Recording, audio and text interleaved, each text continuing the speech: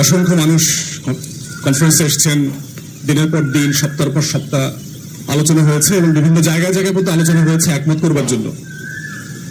এবং আপনারা জানেন যে আমেরিকার স্বাধীনতার ঘোষণাপত্র একদম সিগনেচারে সে যুদ্ধ চলে গেছে বলে সে পরে যুদ্ধের পরে এসে সাইন করেছেন।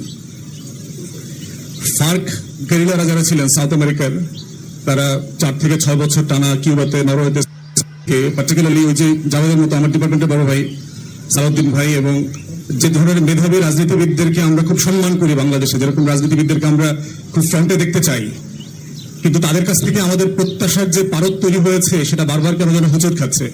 এবং কেন যেন মনে হচ্ছে সেই উইলিয়াম জেফারসনের কথা, সেই জেফারসনিয়ান ফিলসফিতে একটা কথা বলা ছিল যে you run the government for as if you prepare for yourself as a perpetual opposition, যে তুমি সরকারটা এমন ভাবে সাজাও যেন তোমাকে প্রতিদিন বিরোধী দলের মতো করে বাঁচতে হয়। ঠিক সেইভাবে একটা রূপকথা গল্প করেছিলাম বেশ আগে, সেখানে রাজা হবার শর্ত ছিল 10 বছর মেয়াদের সকল সুবিধা পাবে, কিন্তু মেয়াদ শেষ হয়ে গেলে পরে তাকে নির্বাসনে যেতে হবে। এবং এই জন্য যেটা হতো যে ওই রাজ্যে কেউ রাজা হইতে চাইতো না, কারণ তাকে একটা নোম্যান্স আইল্যান্ডে ওই নেপোলিয়নের মতো জীবনের শেষ দিনগুলো ওখানে কাটানোর জন্য পাঠিয়ে দেওয়া হতো। তো একবার রাজার পদ খালি হয়েছে। পদ খালি হওয়ার পরে যেটা আগের দিনে আপনার মনে আছে যে বাজারে বাজারে গিয়ে ঢোল পিটিয়ে এলান করা হতো এবং লম্বা করে চামড়া টানায় দেওয়া হতো যে রাজার পদ খালি হয়েছে।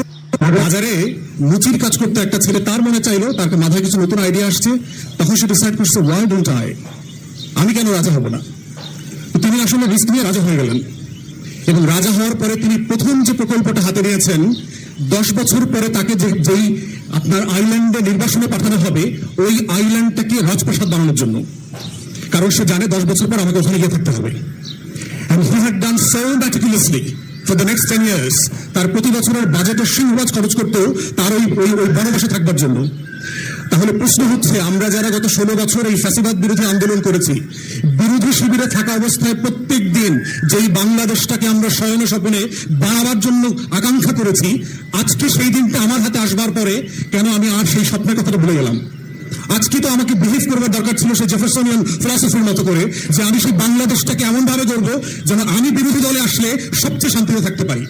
যেই আমি প্রত্যেকটা দিন নির্বাচনের জন্য আলাপ তুলেছি, যেই আমরা প্রত্যেক দিন দুদকের আলাপ তুলেছি নির্বাচন করে, আমি কেন আমার মতো সে আকাঙ্ক্ষার কথাটা বারবার বলছি না? যখন আমরা বিরোধী দলের নেতারা গিয়ে প্রেসিডেন্টকে বলে আসছে সার্চ কমিটি করতে হবে, নতুন আইন করতে হবে, নতুন বডি বানাইতে হবে, সেই দিনগুলোকে এত কথা কেন আমরা আজকে ভুলে গেলাম? আজকে তো সময় আসছিল আমার to garden myself for the future opposition. আমি তো পারপেচুয়াল গভর্নমেন্ট হতে পারবো না। আজকে বড় দল হিসেবে, আমাদের নেতা হিসেবে, আমার বড় ভাই হিসেবে সালাউদ্দিন ভাইয়ের কাছ থেকে সারা দেশের মানুষের প্রত্যাশা আছে দিস শ্যাল বি এভার। এরকম হবে না, এরকম দিন আসছিল বহুবার, আবার ফিরে গেছে।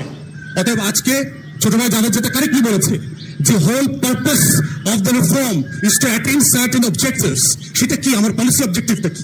যে আমি একটা অ্যাকাউন্টেবল স্টেট চাই যেখান থেকে এক্সিকিউটিভের বাইরে গিয়ে রাষ্ট্রকে জবাবদিহিতা করা যাবে। সেটা কাদের মাধ্যমে হবে? নির্বাচন কমিশন, দুদক, পিএসসি, তথ্য কমিশন, মানবাধিকার কমিশন, এই প্রত্যেকটা কমিশনকে তো ওভারহলিং করতে হবে টু দ্য এক্সটেন্ট যে বিরোধী দল যেন তার দিকে তাকাইলে ওই আয়নাতে সে নিজেকে দেখতে পায়, yes this is my commission. Otherwise আমি এই আলোচনাতে আমি কি করবো? আমি কি পলিসি অবজেক্টিভ আছে? পলিসি অবজেক্টিভটা কি আমার এখানে?